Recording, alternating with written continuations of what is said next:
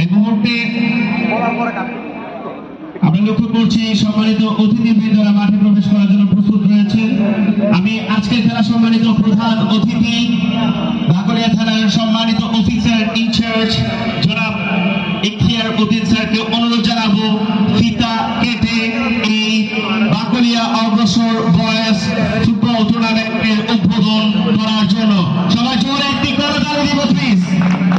তারই সাথে ধন্যবাদ জানাচ্ছি এবং সম্মানিত অতিথি এই মুহূর্তে মাঠে প্রবেশ করছেন, সাথে আজকের খেলার দুই উদ্বোধনী দল এবং অন্যান্য অতিথিবৃন্দরা রয়েছেন উপস্থিত।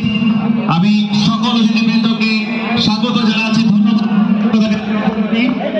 তারই সাথে আমাদের মাঝে আরো যারা উপস্থিত রয়েছেন, বিশেষ অতিথি জনাব মোহাম্মদ জাকির হোসেন উপস্থিত রয়েছেন, Nazirur Rahman director sure success coaching উপস্থিত রয়েছেন, মোহাম্মদ আনিস সাবেক খেলোয়াড় উপস্থিত রয়েছেন।